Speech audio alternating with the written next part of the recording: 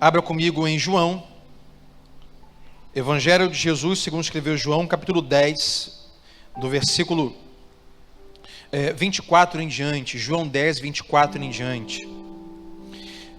Compartilhei nesta manhã com alguns irmãos que estavam aqui nesta manhã, não sei se você voltou nesta noite, mas é um texto que eu já ensaio compartilhar com vocês já há algum tempo. E achei propício nesse final de ano, última ceia desse ano, 1º de dezembro, ler esse texto com você que está em João 10, versículo 24. Então, vai dizer assim o texto, antes de nós meditarmos esta palavra. João 10, 24 diz assim: os judeus reuniram-se ao redor dele quem? De Jesus, e fizeram a seguinte pergunta: até quando nos deixará em suspense? Se é você o Cristo, diga-nos abertamente. Jesus então respondeu: eu já lhes disse, mas vocês não creem. As obras que eu realizo em nome de meu Pai falam por mim, mas vocês não creem, porque não são minhas ovelhas. As minhas ovelhas ouvem a minha voz, e eu as conheço, e elas me seguem. Eu lhes dou a vida eterna, e elas jamais perecerão. Ninguém as poderá arrancar da minha mão. Meu Pai, que as deu para mim, disse Jesus, é maior do que todos. Algumas versões, é maior do que tudo. Ninguém as pode arrancar da mão do meu Pai. Versículo 30. Disse Jesus: eu e o Pai somos um. Novamente, diante disso, os judeus pegaram pedras para apedrejá-lo. Mas Jesus lhes disse: eu lhes mostrei muitas boas obras da parte do Pai. Por qual destas obras vocês hoje querem me apedrejar? Respondeu os judeus: não, nós não vamos apedrejá-lo por nenhuma boa obra, mas pela blasfêmia. Porque você é um simples homem e se apresenta como Deus. Jesus lhe respondeu: ora, não está escrito na lei de vocês? O que está escrito? Eu disse, vocês são deuses? Se ele chamou deuses aqueles a quem veio a palavra de Deus, e a escritura não pode ser anulada, versículo 36, que dizer, disse Jesus, que dizer então a respeito daquele a quem o Pai santificou, ou seja, consagrou e enviou ao mundo? Então por que vocês me acusam de blasfêmia, porque eu disse, sou filho de Deus? Se eu não realizo as obras do meu Pai, ora, não creio em mim. Mas se as realizo, mesmo que não creio em mim, creio nas obras, para que possam saber e entender que o Pai está em mim e eu no Pai. Outra vez tentaram prendê-lo, mas ele se livrou das mãos deles, e eu acrescentaria, e conseguiu fugir. Vamos orar? Pai, obrigado por esse tempo que estamos agora iniciando. Pai, é um tempo de nós vamos nos debruçar sobre a Tua Palavra, e peço que o Teu Espírito hoje nos conduza em discernimento, sabedoria, com esta palavra tão amorosa, Pai, ao nosso coração. Deus, que possamos ser alimentados, ó Pai. A Tua Palavra, ela é eficaz, ela é suficiente. Deus, ela é tudo que nós precisamos hoje aqui neste lugar. Se Deus, estamos famintos em nossa alma, a Tua Palavra nos alimenta. Se estamos famintos em nossa mente, a Tua Palavra nos alimenta. Se estamos famintos em nosso coração, a Tua Palavra é o nosso alimento. Tu, Jesus, é o nosso alimento. Tu é o pão vivo que desceu do céu. Então, pela Tua Palavra hoje, mais um pouco, se revela a nós. É o que pedimos assim, crendo, no nome de Jesus, e todos digam amém. Toma o seu lugar, Deus te abençoe.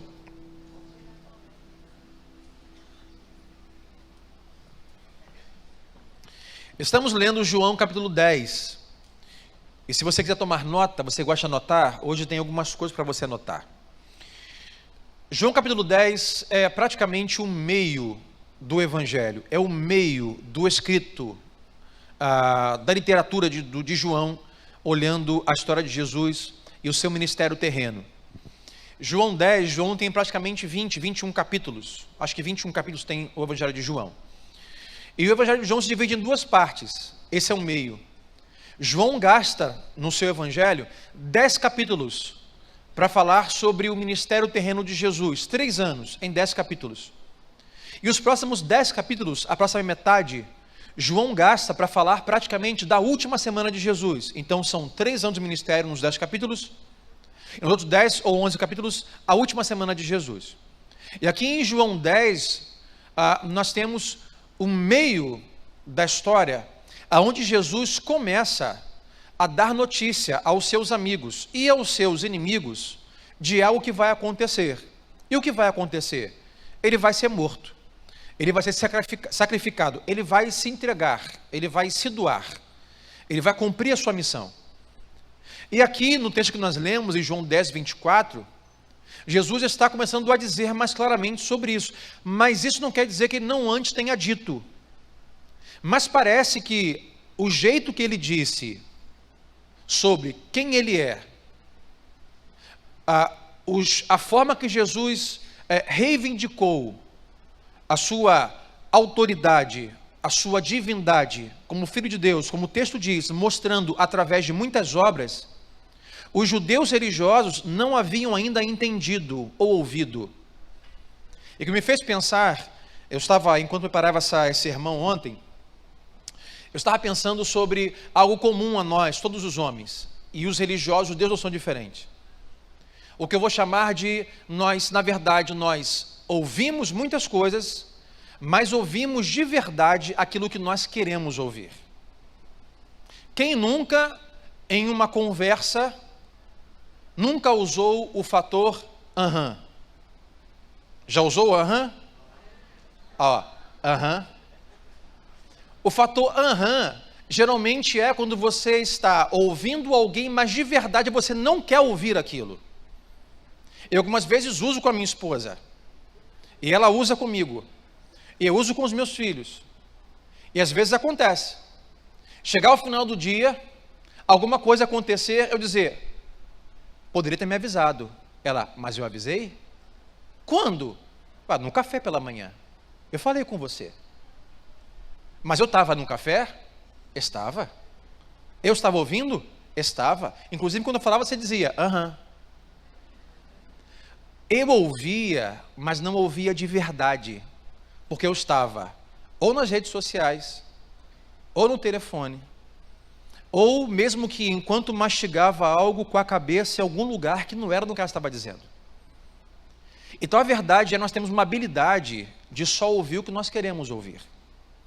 Porque, irmãos, vamos ser sinceros, se nós não tivéssemos esta habilidade, diante de tudo que nós ouvimos diariamente em relação a demandas familiares, conjugais, financeiras, até mesmo indiretas nas redes sociais, no trabalho, se nós dessemos ouvido a tudo que nos dizem, nós já estaríamos loucos. Nós temos a habilidade de filtrar e dizer, não, isso aqui eu não vou dar ouvidos. Você já usou o fator aham? Levante a mão comigo, já usou? Não, não vou dar ouvido. Às vezes é uma ofensa. E você pensa, eu não vou dar ouvidos a isso. Porque se eu der ouvidos a isso, isso vai me gerar este mal. E aqui nesse texto não é diferente. Eles estão dizendo assim, olha o versículo 24. Jesus está falando sobre o que esses homens estão usando, o que eu vou chamar de audição seletiva. O que é audição seletiva? Eu decido, eu escolho o que ouvir e eu escolho o que não ouvir. O versículo 24 diz que a pergunta que eles fizeram para Jesus foi essa. Se reuniram ao redor dele e perguntaram, até quando o Senhor vai nos deixar em suspense? Possivelmente, entre a interrogação e a próxima pergunta, Jesus disse, mas como assim? Não entendi. Eles colocaram na mesa e disseram, como assim suspense? Ora, até quando você vai manter suspense em relação se você é ou não Cristo? Diga-nos abertamente, fale, queremos ouvir. Olha o que Jesus respondeu no versículo 25. Jesus respondeu, eu já lhes disse, não uma, não duas, não várias vezes. Jesus aqui foi como a minha esposa algumas vezes, mas eu já disse a você umas 3 vezes. Você que não ouviu. Você não ouviu de verdade o que eu falei. Eu já disse a vocês, e Jesus vai usar aqui, dizendo o que já disse através das obras. Olha, vocês já viram muitas coisas que eu fiz, que anunciaram isso. Se você pegar o Evangelho de João e ler relatos anteriores, você vai achar muitas ocasiões que não tem como você não entender, não ouvir o que está acontecendo. Porque não basta alguém dizer algo, mas um evento diz alguma coisa. Um deles que eu vou citar, só um, está em João 9, um capítulo atrás. Volte uma página aí, algumas páginas, não sei como é que é a sua Bíblia. Mas João 9 narra uma história de um homem que era cego de nascença. E a cegueira de nascença era algo inconcebível. E os judeus tinham aquela cegueira como um pecado. E eles perguntavam: Jesus, esse rapaz nasceu cego, quem pecou? Ele ou seus pais? Isso é uma maldição, isso é muito ruim. Então Jesus se encontra com aquele cego, Jesus cura o cego. E o cego acaba chegando ao templo. E quando chega ao templo, as pessoas interrogam: você não é aquele cego de nascença? Sou sim.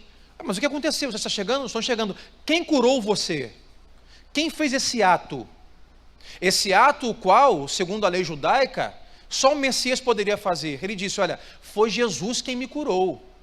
Bom, o evento diz alguma coisa. Jesus quem me curou. Sabe o que os judeus fizeram? Os religiosos expulsaram ele do templo. Eles não queriam ouvir aquilo que estava claro. Não queriam ouvir. Então Jesus, olha comigo em João 9, versículo 35, Jesus encontrou aquele homem que foi expulso do templo.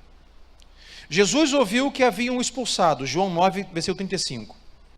E ao encontrá-lo disse: você crê no Filho do Homem? A pergunta que Jesus faz para esse homem é: você crê no Filho do Homem? Quem é o Filho do Homem? Esse homem e todos os judeus religiosos sabem que o Filho do Homem é um título, uma nomenclatura, segundo Isaías, uma profecia daquele que viria da parte de Deus, aquele que seria humano, mas teria uma natureza divina. Aí Jesus diz assim: você crê no Filho do Homem, esse que você ouviu anunciado que viria da parte de Deus? Olha o que ele diz.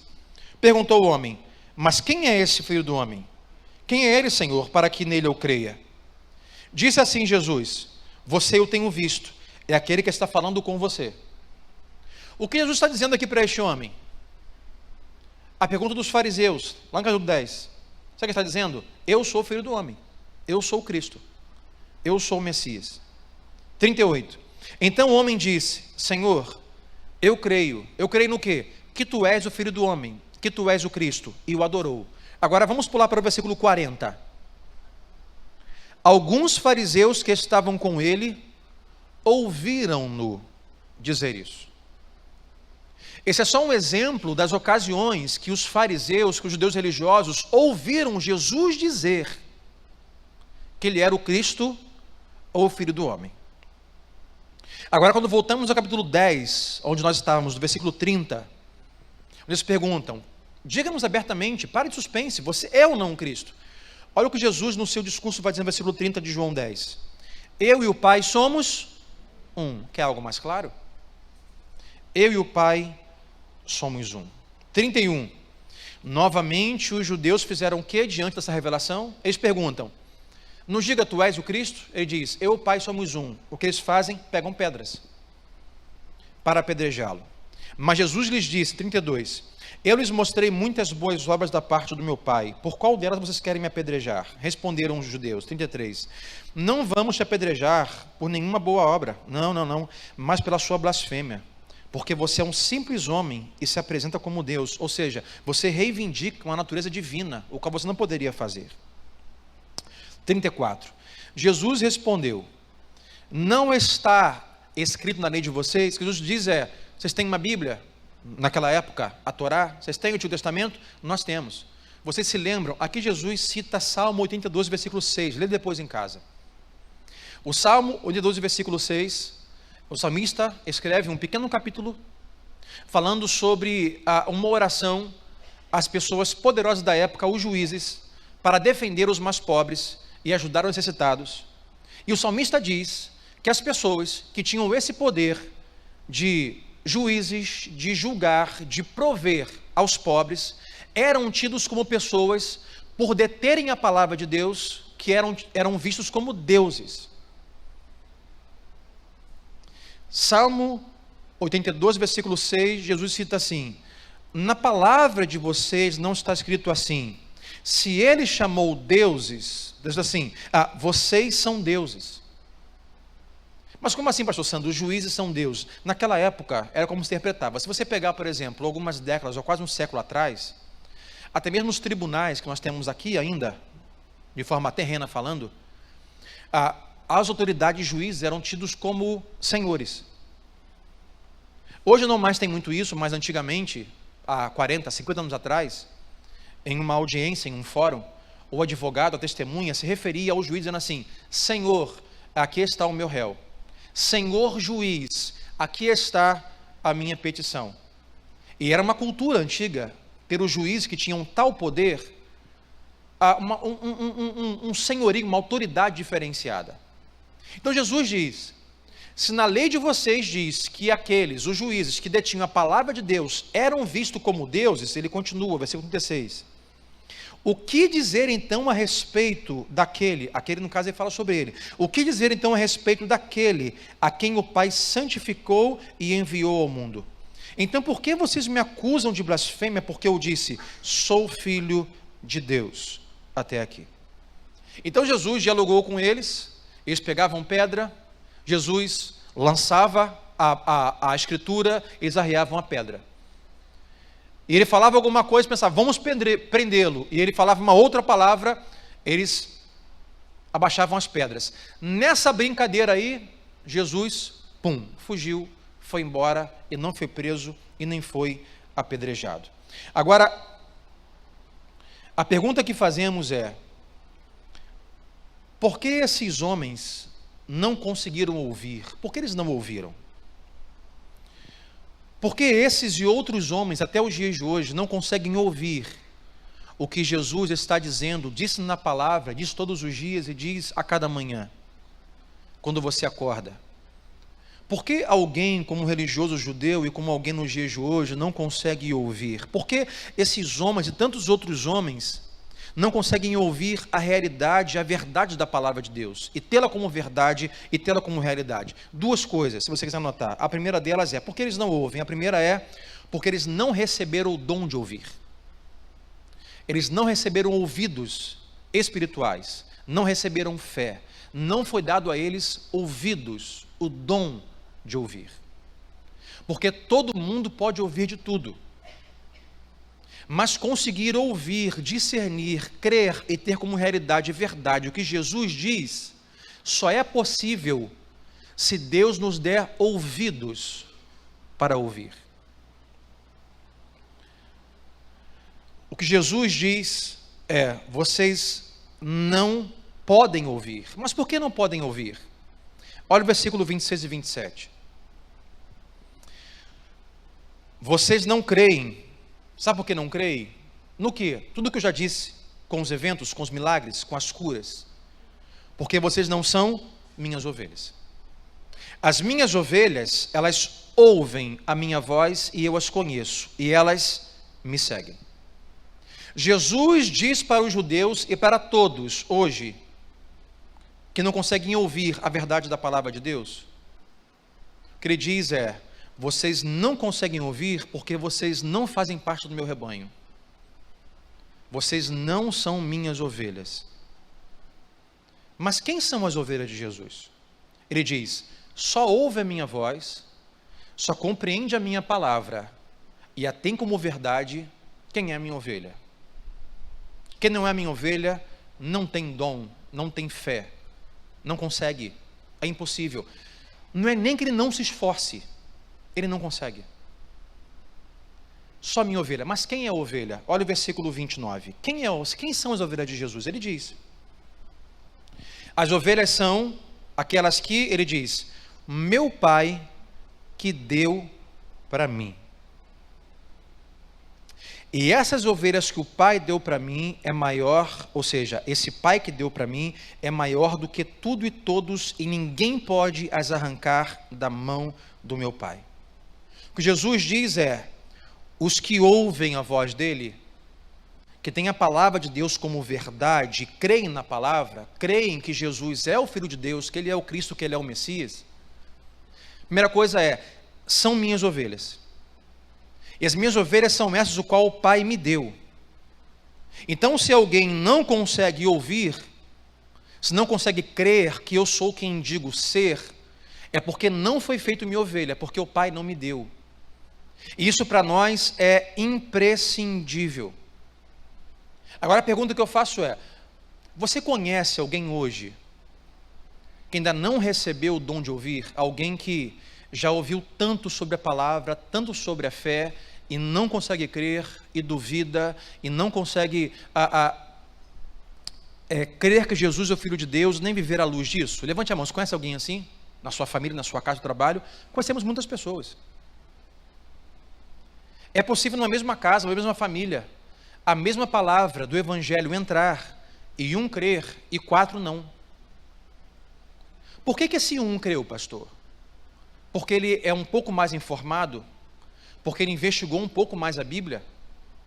Porque ele mereceu de alguma forma? Porque ele foi a um curso bíblico básico? Jesus diz não. Se esse conseguiu crer, ouvir as palavras do Senhor e crer que ele é o Messias, o Cristo, o Filho do Homem, e os demais não há nada que esse que crê tenha feito para se destacar dos demais. O que aconteceu é que o Espírito de Deus, a luz que tira as escamas dos olhos, a luz que tira a escuridão do coração e da mente, entrou nessa pessoa e nos demais não. Não é questão de você fazer algo ou você conseguir produzir algo para virar ovelha. Ninguém vira ovelha, irmãos. Ninguém vira ovelha. É Jesus que nos faz suas ovelhas.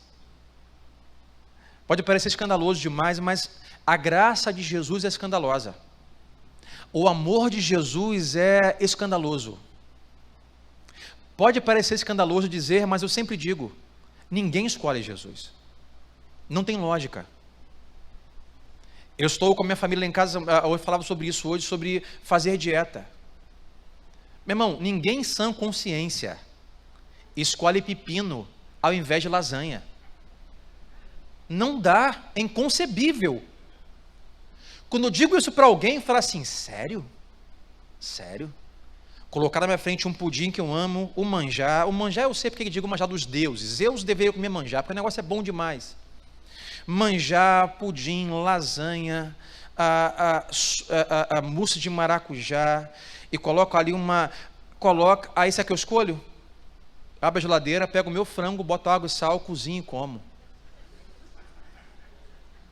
É inconcebível.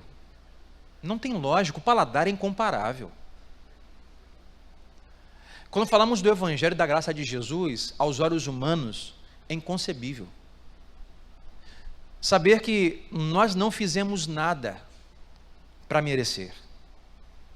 Saber que nós não temos condição alguma, por conta do pecado que habita em nós, Gênesis 3, ninguém em uma sã consciência, na verdade não é sã essa consciência, em consciência pecaminosa e pecadora, ninguém escolhe Jesus. É inconcebível a ideia, a não ser dos religiosos, de que eu naturalmente decidi por minha conta que vou rejeitar as coisas deste mundo, vou rejeitar o sexo, as baladas, as bebidas, o dinheiro, o poder, simplesmente para frequentar uma igreja, fazer jejum, não comer doce, não ir à festa, me santificar, ir a culto de oração e não pecar. Meu irmão, isso é impossível, porque o pecado habita em nós. Nós temos a tendência a escolher o mal. Então ninguém escolheria livremente Jesus ao invés das coisas do mundo. O que acontece segundo esse texto é, Jesus diz, as minhas ovelhas que ouvem a minha voz, elas não fizeram nada para merecer esses novos ouvidos. Simplesmente o Pai as me deu. Então Jesus é quem nos faz suas ovelhas. Vai dizer o apóstolo Paulo, a fé é um dom. Se não tivermos fé, nós não creremos. Mas nós não podemos produzir fé. Quem nos dá fé? Deus. Você e eu conhecemos muitas pessoas que frequentam encontros como esse, reuniões evangélicas, já foram à igreja católica ou até outras religiões, mas não conseguem crer em nada. O que faltou? Faltou pesquisa? Não. Faltou leitura sobre aquela fé? Não. Faltou receber o dom para ouvir a palavra de Deus e realmente ouvir.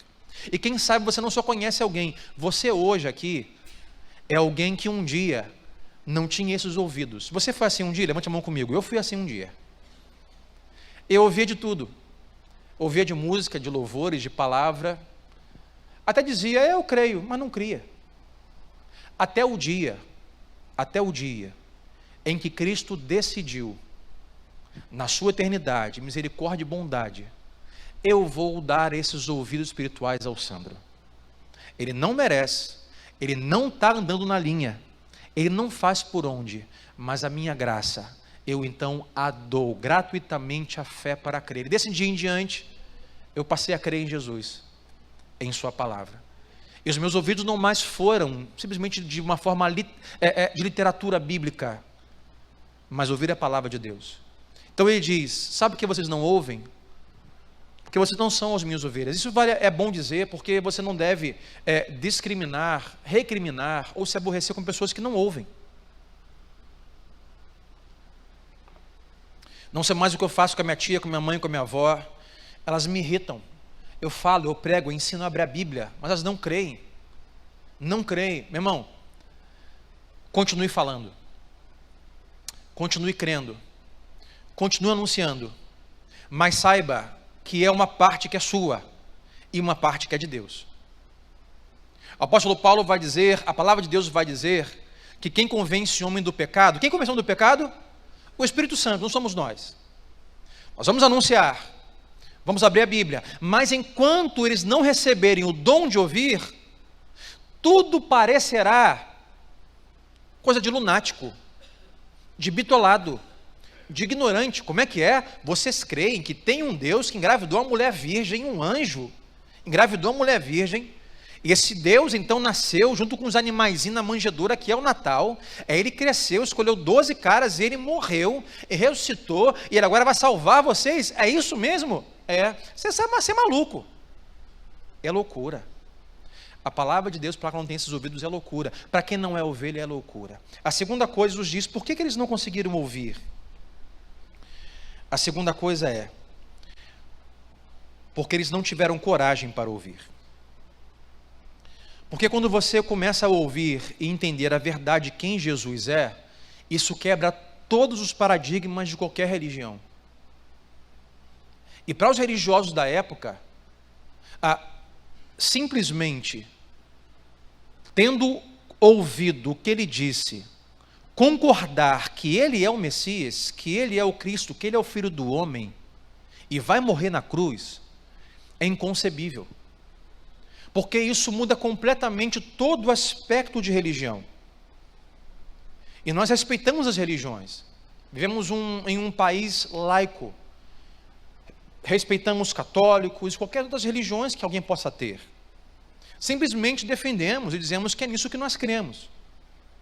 Mas eu gosto de um conceito do C.S. Lewis, eu vou ler para você, que fala que o cristianismo, se Jesus é de fato quem diz ser, e nós cremos que ele é, se ele é de fato o Senhor, o Filho de Deus, o Cristo, o Deus encarnado, isso muda toda a história das religiões e torna o cristianismo algo incomparável. Incomparável. C.S. Lewis escreve assim dizendo,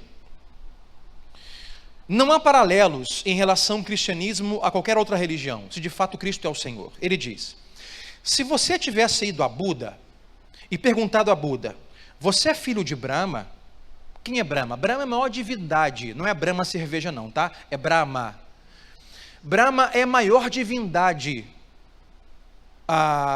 do hinduísmo. Eles também têm na sua divindade como uma trindade. E Brahma é o grande cara, é o Deus da trindade, é o Deus Pai. Segundo eles, a religião de Buda, os budistas, esse Brahma criou todas as coisas. Ele trouxe à existência tudo o que existe. A C.S. Lewis vai dizer assim, se você fosse perguntar a Buda, que é tipo um Cristo desta fé, Buda, você é filho dessa divindade? O que Buda diria seria o seguinte, meu filho, você está completamente no véu da ilusão. Não, eu não sou filho dessa divindade. Eu sou apenas um homem. Ele continua. Se você tivesse ido a Sócrates e perguntado, você é Zeus?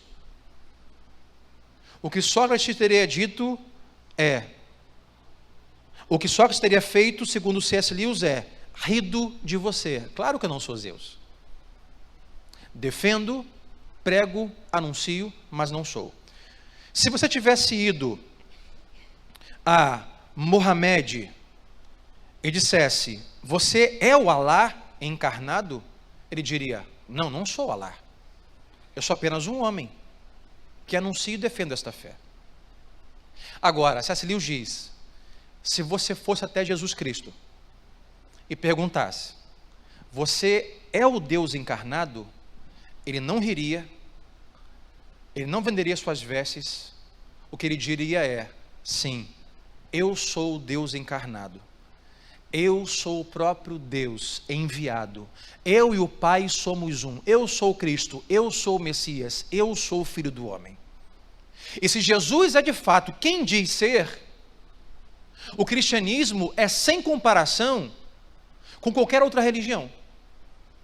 Porque não estamos seguindo alguém que professa uma fé e anuncia, estamos seguindo alguém que é o próprio Deus encarnado, nosso Salvador Jesus Cristo. Mas quem pode ouvir e conceber e crer nisso?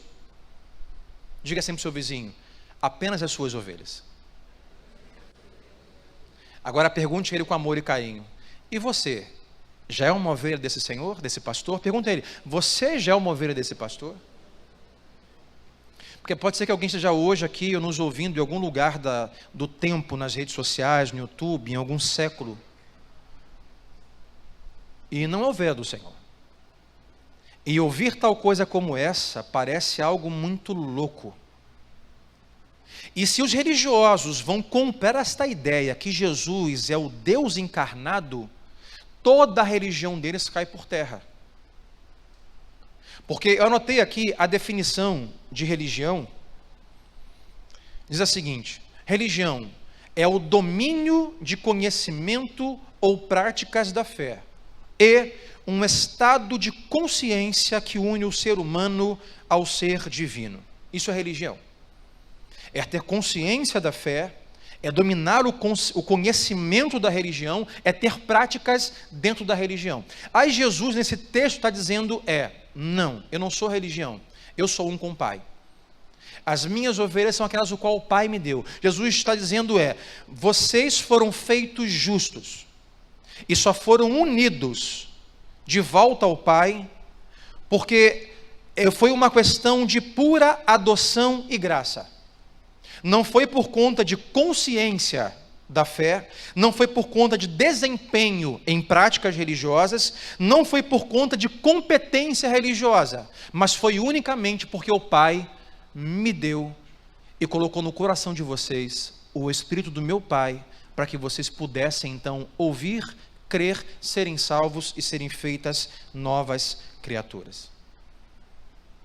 As minhas ovelhas ouvem a minha voz, eu as conheço e elas me conhecem. E quando ele diz sobre as suas ovelhas, e esse é o tema da reflexão nesta noite, ele vai falar sobre 3 presentes. Nesse texto nós temos, da parte de Deus, através de Jesus, 3 presentes para nós. O primeiro, em João 10, versículo 28. Abra comigo a sua Bíblia, João 10, 28. Jesus diz assim, eu lhes dou a quem? De quem está falando? Vamos interpretar o texto. Lhes dou a quem? As ovelhas. Eu dou às minhas ovelhas a vida eterna. Para quem é a vida eterna? Para todos? Não. Leia Apocalipse. No dia da volta de Cristo, estará com ele nos céus, face a face, o seu povo, as suas ovelhas. Mas o número, ainda um pouco mais numeroso, não estará lá, mas estará em condenação. Pastor, isso quer dizer que poucas pessoas serão salvas? Não. João relata, diz como viu como que um mar de vidro, é muita gente, gente de todos os povos, tribos, raças, línguas, nações, estarão diante de Cristo junto comigo e com você. Mas diz que o número um pouco maior não estará. Jesus diz, eu tenho um presente para as minhas ovelhas. Qual é o primeiro presente? A salvação e a vida eterna. Nós aqui no nosso povo, nosso povo ocidental, temos uma ideia de eternidade, de salvação, de vida eterna, muito de desenho animado. Nós pensamos assim: quando eu morrer, o Cristo voltar, eu vou ganhar uma roupa branca. Para quem é gordinho, eu vou estar magro. Para quem é calvo, eu vou estar com cabelinho de anjo, com cachinho dourado. Para quem é feio, vou estar bonito. E vou estar sentado na ponta da nuvem, de branco, magrinho, cabelo louro, rosto angelical, tocando uma harpa. Assim eu espero. Não, isso aí é coisa de filme, de desenho animado. Não é isso que é a vida eterna. A vida eterna, meu irmão, é inexplicável. Embora tenhamos palavras que João vai dizer da preciosidade da vida eterna, desde ruas de ouro ao sol que é Cristo, a adoração que é feita, a um lugar onde toda lágrima será enxugada, aonde não mais haverá dor, nem morte, nem sofrimento, nós voltaremos ao estado o qual nós fomos criados para existir, lá em Gênesis 1 e 2. Voltaremos ao Éden, ao grande jardim. E isso é incomparável. E o melhor disso, você já foi criança como eu. Hoje em dia é um pouco mais complicado os presentes por conta da economia. E cada vez que passa, os presentes diminuem de tamanho. Hoje em dia, toma aqui um iPhone, toma aqui um iPod, toma aqui um fonezinho Bluetooth. Eu tenho um desse tamanho, bota no ouvido. Na minha época, era ferrorama. Quem já teve ferrorama? Levanta uma ferrorama. Já teve ferrorama? Os mais antigos, né? Ferrorama. Uma pista com trem ou de Fórmula 1. Eram presentes gigantescos. Era um presente assim que quando chegava, meu pai trazia, os seus olhos brilhavam assim: não acredito. Hoje em dia ainda tem, não acredito. Dá para uma criança um presente com uma roupa, com embalagem lá da C&A, dali, vai assim: não acredito. Mas não acredito. Meu irmão, isso não é essa alegria de um presente que você não acreditava que você ganharia, porque você ficou de recuperação, você repetiu de ano. Não levante a mão quem repetiu de ano. Você foi mal no colégio, você não foi obediente, você foi mal educado com a sua avó, você quebrou coisas no final de ano dentro de casa, você não fez tarefas de casa, não limpou o quintal, você não arrumou o seu quarto. E ainda assim o seu pai te dá um presente. O próprio Jesus disse para os seus amigos judeus: olha, se vocês que são maus dão boas coisas aos seus filhos, quanto mais o Pai que está nos céus. Agora imagine você receber um presente sem merecer. Isso é o presente da salvação e da vida eterna. É um presente para gente que não merece. Sabe quem é essa gente? Sabe quem é esse tipo de gente? É você, sou eu. A gente não mereceria de forma alguma. A gente não teria meios de estudar, de ter consciência, de fazer um curso, comprar uma apostila para dizer: olha, eu me desempenhei, Senhor, eu mereço. Não, nós não mereceríamos. Jesus diz: o meu Pai me deu vocês, e a vocês eu dou a vida eterna. Diga assim para o seu vizinho: se você é ovelha de Jesus, você recebeu o grande presente da salvação e da vida eterna. Quem pode dizer amém? Agora tem um segundo presente, são 3.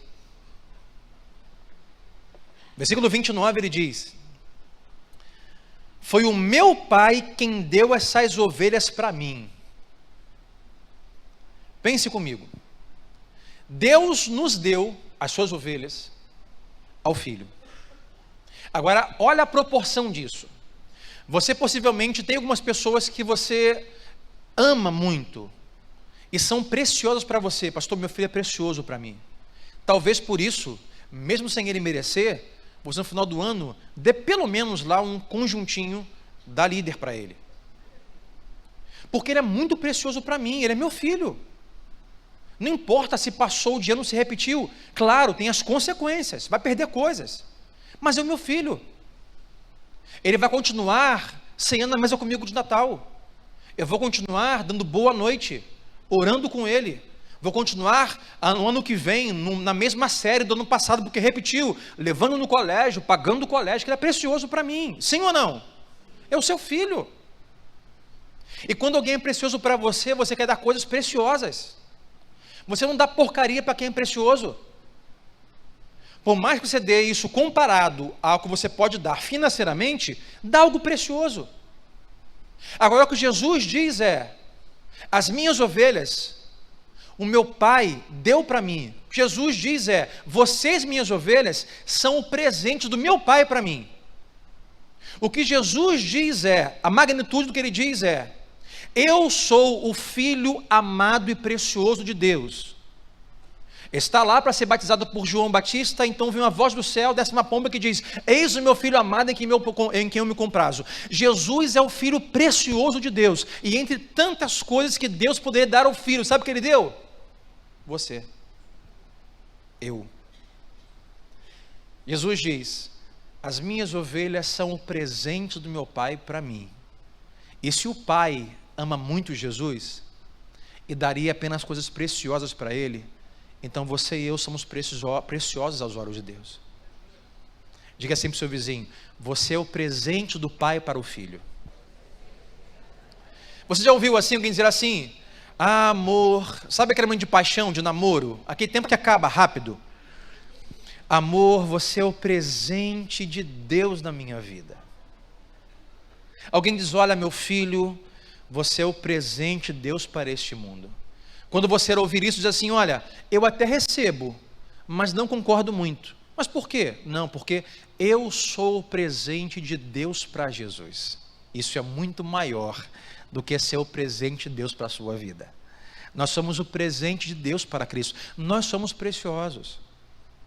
As ovelhas receberam de presente a salvação e foram feitas um presente do Pai para o Filho. Mas tem um terceiro presente. Versículo 36 que diz: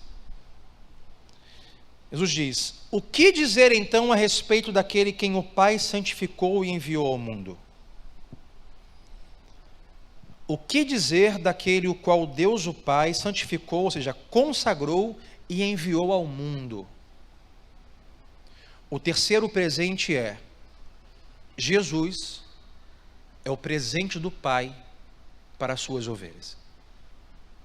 Para que Deus consagrou Jesus e enviou ao mundo? Bom, quando alguém é santificado e consagrado, é feito isso para um propósito.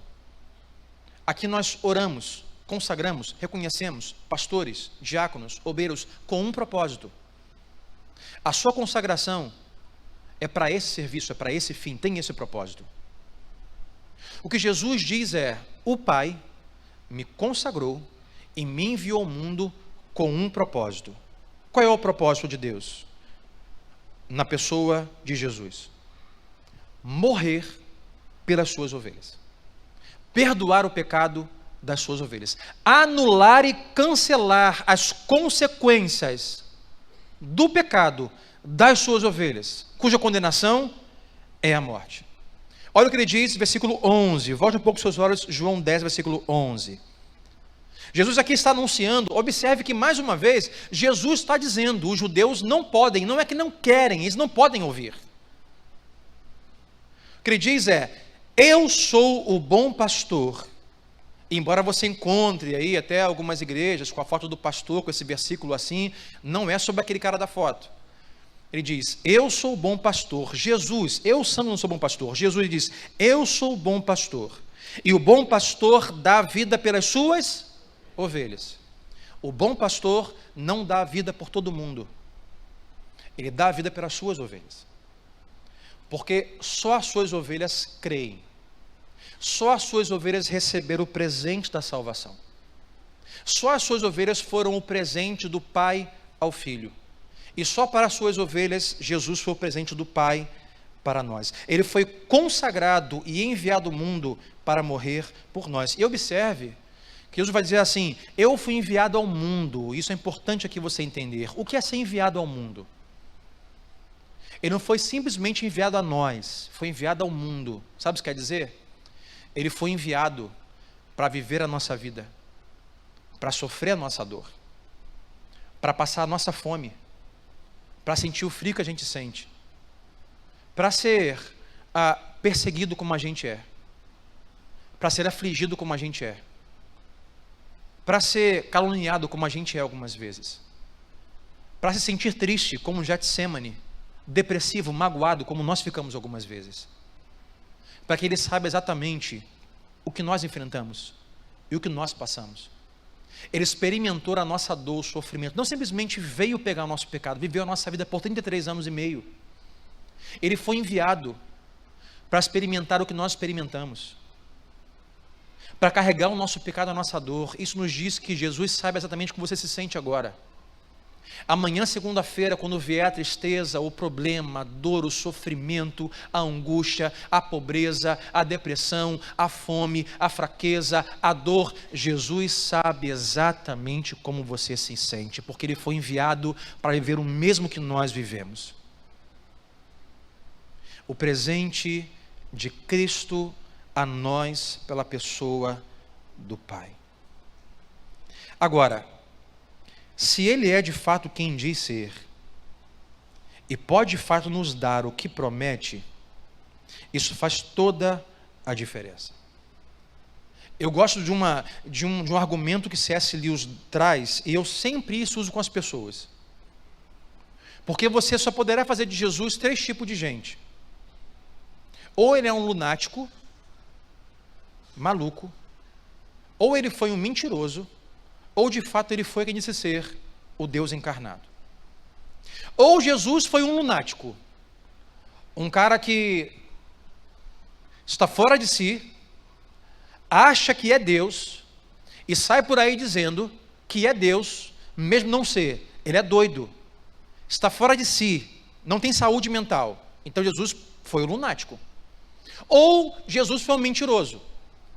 Ele tinha saúde mental, mas ainda assim dizia que era Deus, mesmo sabendo que não era. Então ele era um lunático ou mentiroso. A terceira opção, segundo C.S. Lewis, é: ou de fato ele era quem dizia ser, o Senhor. E quando eu converso com pessoas, eu sempre chego lá. Não, porque eu não creio muito bem assim, eu não creio em Jesus, não concordo com você. Eu falei, claro. Então nesse caso está dizendo que Jesus era um cara maluco, um lunático? Não disse isso. Eu não chamei Jesus de lunático. Não, se ele dizia que era o Cristo, se ele dizia que é o Deus encarnado, se ele dizia ser um membro da Trindade celestial, se ele dizia ser o verbo da criação. E então era maluco quando ele disse isso. Não, ele não estava maluco. Não, então você estava maluco, então eu estava mentindo. Então Jesus era um mentiroso. Cara, não, Sandro, eu não estou falando que ele é mentiroso, longe de mim. Falei, amigo, ou ele era maluco, ou era mentiroso, ou de fato ele era Deus. Escolha, depois a gente conversa. E ninguém quer assumir que Jesus era um mentiroso, ou que era um lunático, mas não quer assumir que ele é o Senhor. Aí C.S. Lewis vai dizer, se ele é um lunático, deixa ele dizer, porque maluco você não ouve.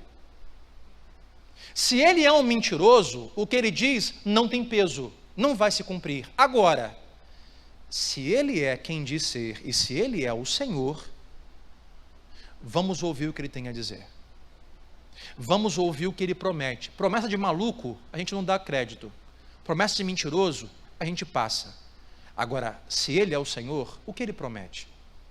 Está no texto, vamos ler. 2 promessas ele nos dá. A primeira, ele promete que vai nos salvar.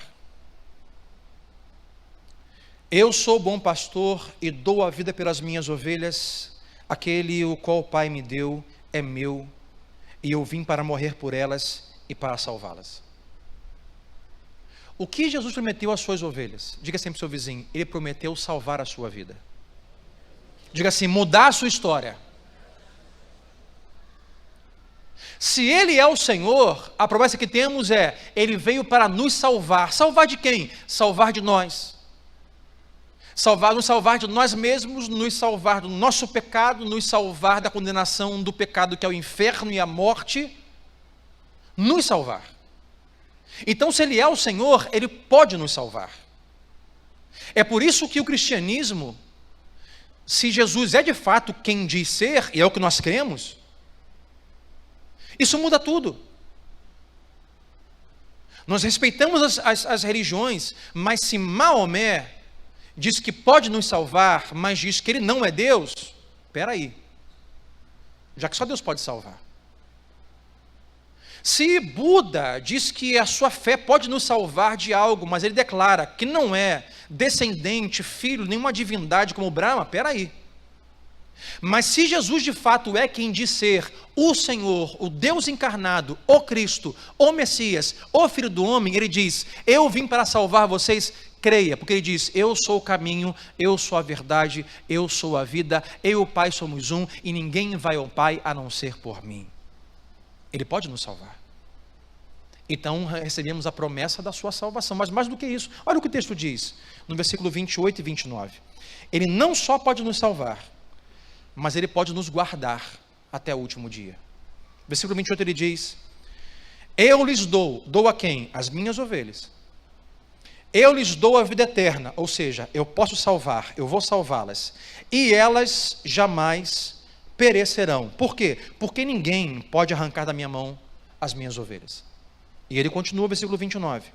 O meu Pai que as deu para mim, e esse que deu para mim é maior do que todos e tudo. Maior do que o quê? Maior do que o merecimento que você poderia ter, porque se você merece hoje, amanhã pode não merecer. O seu filho que esse ano tirou 10, ano que vem pode tirar 5. O seu filho que hoje deu bom dia, lavou a louça, arrumou a cama, amanhã ele pode não fazer nada disso. Merecemos hoje, amanhã não sabemos. Jesus diz: o meu Pai que me deu é maior do que tudo que se possa medir, mensurar. Ele diz: e assim como ninguém pode tirar da minha mão, ninguém pode tirar as ovelhas da mão do meu Pai.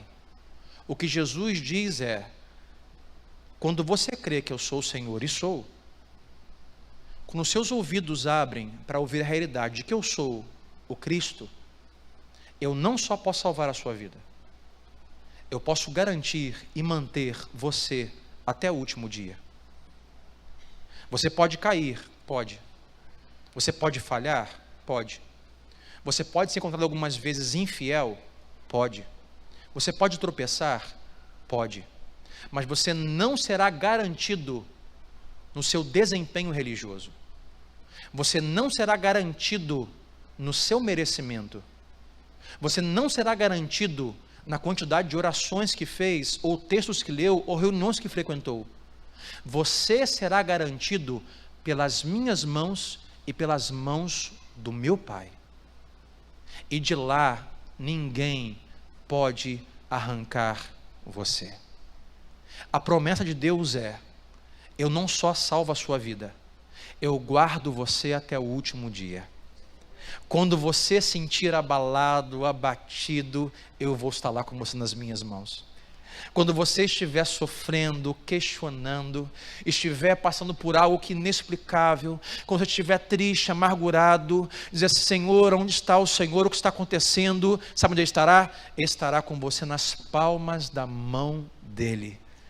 E nenhuma dificuldade que você enfrente, nem mesmo o diabo, nada, nem ninguém pode arrancar você das mãos do Senhor.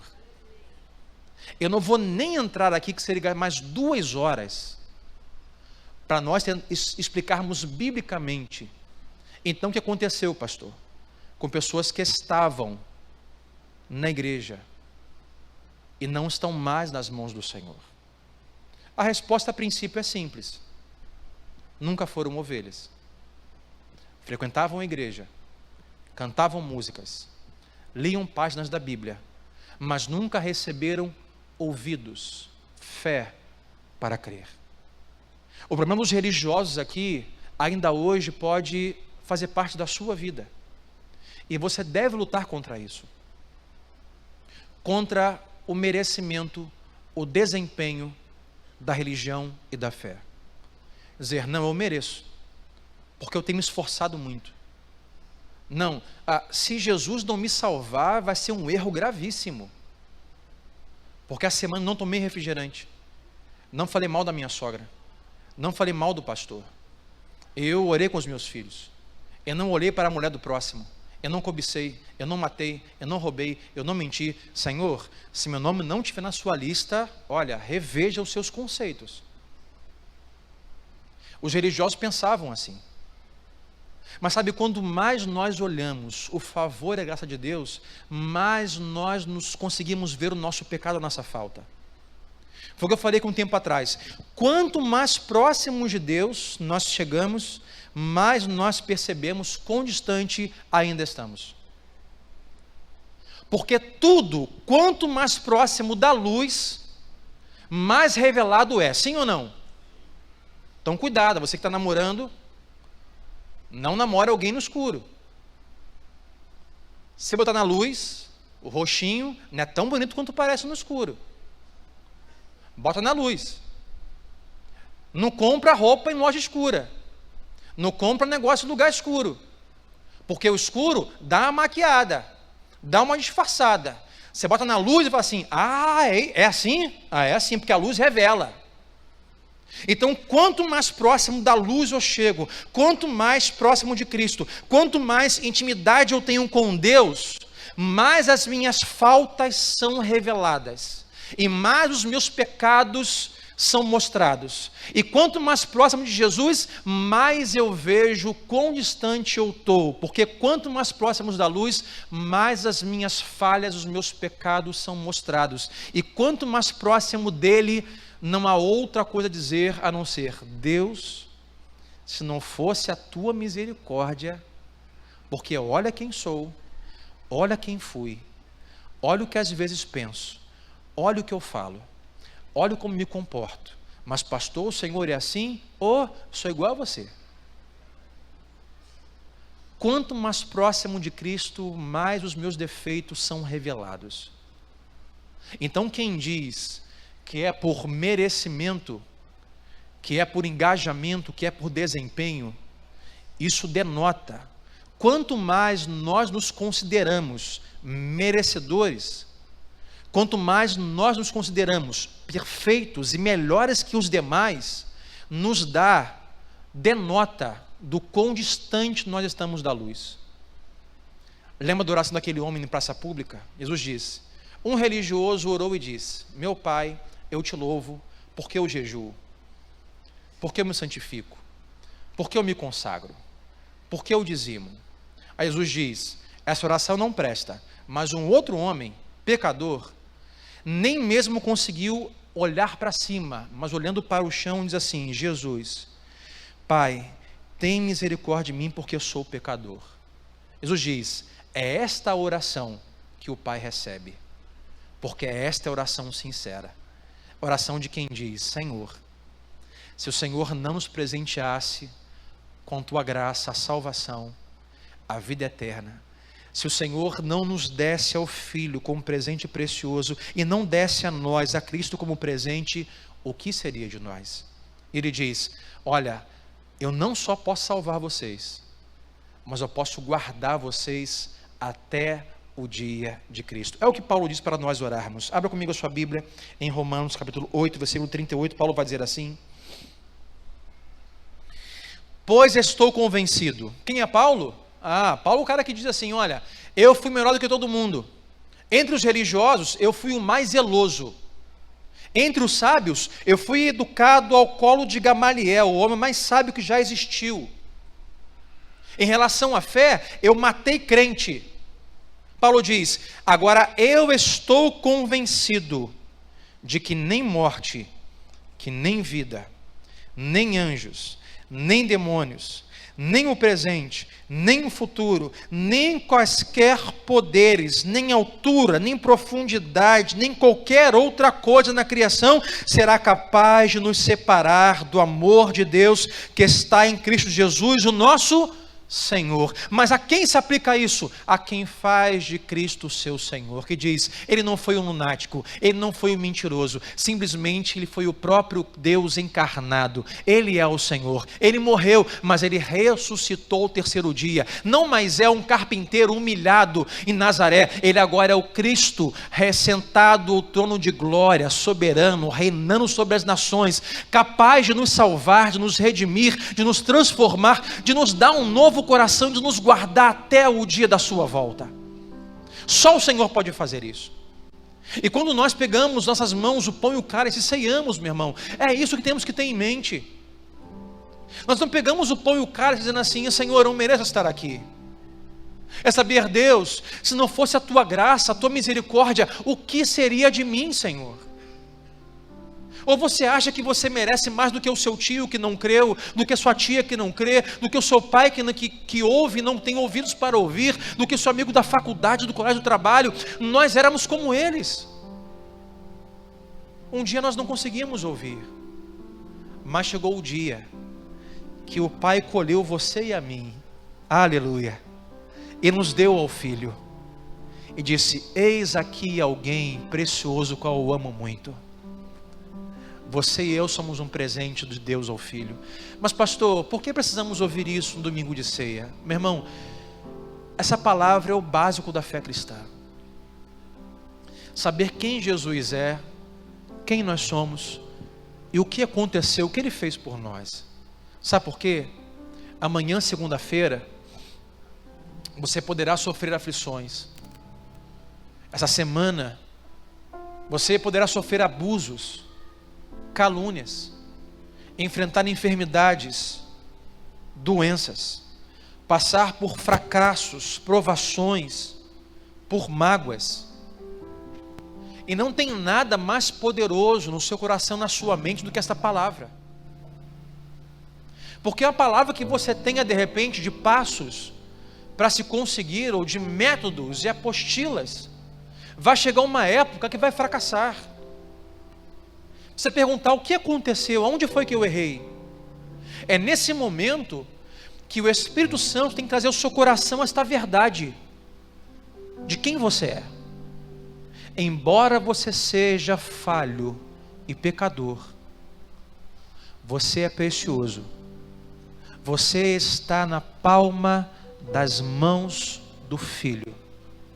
Você é um presente de Deus para Jesus Cristo. E isso é mais poderoso, meu irmão, do que qualquer outra coisa no dia da aflição. É saber: Deus, eu não sei como enfrentar isso. Deus, eu não sei o que fazer com isso. Senhor, eu não consigo me recuperar disso. Senhor, eu não consigo consertar isso. Mas sei, ó Deus, que tudo pode passar. Eu sei que as coisas podem não mudar nessa temporada. Eu sei que a mágoa pode chegar, que a aflição pode chegar, mas há uma coisa que não muda: quem eu sou para o Senhor. Eu fui feito a tua ovelha, foi colocado em tuas mãos, e o Senhor prometeu que jamais me soltaria. O Senhor me prometeu que me teria na palma das suas mãos, dia após dia. Na mágoa, o Senhor está lá com você nas suas mãos. Na tristeza, o Senhor tem você nas mãos dele. Na aflição, o Senhor tem você, tem cuidado de nós. Irmão, o que o pastor faz é cuidar de ovelha. Eu, como pastor, posso falhar e falho constantemente, mas Deus não falha. Nós falhamos, mas o bom pastor não falha. Ele cuida, ele encaminha, ele acompanha, ele busca, ele limpa, ele lava, ele dá banho, ele alimenta. Ele diz: eu sou o bom pastor e dou minha vida pelas suas ovelhas. Então vamos orar nesta noite. Fique em pé comigo, para que você, antes de pegar em suas mãos o pão e o cálice, você não esqueça a magnitude, o tamanho do que é a cruz de Jesus Cristo. Você não se esqueça o presente, é época de Natal. Sabe, estamos desejosos de ganhar presentes, mas não há presente maior do que esse. Do próprio Deus, não simplesmente fundar uma religião para que você siga, mas o próprio Deus entregar a si mesmo na pessoa do Filho para morrer por mim e por você. Então bota a mão no seu coração nesta noite. E pode ser que você, antes de ceiar, você já que hoje não é a ovelha do Senhor, não é um cristão. E minha oração para você é que o Espírito Santo abra os seus olhos nesta noite e dê ouvidos para crer. Quem sabe você já ouviu algumas vezes aqui nesta casa, nessa congregação, ou já ouviu em outros lugares, outras igrejas, em livros, lendo a Bíblia, em rádio, televisão, mas não conseguiu ainda crer. E se você luta com isso, não é questão de você ser menos digno do que alguém que crê. Não é questão de você ser menos merecedor. Não tem nada de errado com você. Então hoje ore e diga assim: Deus, Jesus Cristo, eu creio que o Senhor não foi um lunático nem um mentiroso, mas que o Senhor de fato é o Filho de Deus. Então hoje, Espírito Santo, eu peço que o Senhor dê a esta pessoa, esses ouvidos espirituais, fé no coração para crer. Deus, para que haja um novo nascimento, uma nova novidade de vida. Deus, para que essa pessoa passe de multidão para ovelha, para discípulo. Para que então seja apacentada em teu aprisco, Senhor, e cuidada por ti. Deus, o maior presente que alguém hoje pode receber é o presente da salvação. É dizer: Deus, eu creio em ti. Deus, seja o Senhor da minha vida. Deus, eu creio que o Senhor é o próprio Deus encarnado. Jesus, eu creio na tua cruz, eu creio na tua morte, eu creio que só o Senhor é o caminho, a verdade e a vida. Então hoje, Deus, que haja salvação. Deus, que hoje haja transformação de vida. Que hoje haja mudança de história nesta noite, neste lugar e aonde a minha voz chegar nesta noite, ó Pai. Dá-nos ouvidos, dá-nos o dom de ouvir, dá-nos a tua fé. A fé é um dom de Deus, é um dom para que ninguém se glorie, é um presente para nós. Eu também oro, Pai, por aqueles que já são tuas ovelhas. Deus, viver neste mundo é muito difícil. O Senhor não rogou ao Pai, também em João 17, para que nós tivéssemos sido ou fôssemos recolhidos para a glória. O Senhor orou ao Pai e disse: Deus, eu não peço que os tires deste mundo, mas que o Senhor os guarde. Que o Senhor os conduza, que o Senhor os alimente, que o Senhor os instrua, que o Senhor os amadureça. Então Deus, a cada ovelha que nesta noite nos amadurece, Deus. Limpa-nos, purifica-nos, ó Deus, edifica-nos nesta noite, para o tempo que nós temos a ser cumprido neste mundo aqui ainda, possamos brilhar a tua luz, como ovelhas do Senhor, perceber o teu cuidado a cada um de nós, a cada um dos dias que nós vivemos. Chegarão as mágoas, chegarão as aflições, chegarão os abusos, chegarão as tristezas, chegarão os questionamentos, mas uma coisa, nós temos certeza, nós não fomos abandonados, nós estamos na palma das mãos do Senhor, e Ele diz: aquele qual o Pai me deu, eu não lançarei fora, e ele jamais sairá das mãos do meu Pai, porque a mão do meu Pai, a promessa do meu Pai, é maior do que tudo, é maior do que todos, e se Ele é maior, não há ninguém que possa mudar, não há ninguém que possa tirar, não há ninguém que possa arrancar. Ele é forte, Ele é poderoso para nos permanecer até o dia de Cristo Jesus. Então Deus, hoje, fortalece-nos, ó Pai, alimenta-nos, oh Deus, ajuda-nos. Aqueles que estão fracos nesta noite, fortalece, Senhor. Aqueles que estão, Deus, aflitos, aqueles que estão duvidosos, Deus, traz uma fé inabalável. Faz isso nesta noite, ó Pai, para que ao pegarmos o pão e o cálice, tenhamos a certeza que fazemos isso por causa do presente que do Senhor recebemos. É o que oramos e pedimos, no nome de Jesus Cristo, e todos digam amém e amém. Olá, obrigado por assistir ao canal da Nova Vida SC no YouTube. Se você gostou dessa mensagem, clica no botão de inscrição aqui na sua tela e assim você não vai perder nenhum conteúdo desse ministério. E também nos siga nas redes sociais. Mais uma vez, obrigado e Deus abençoe.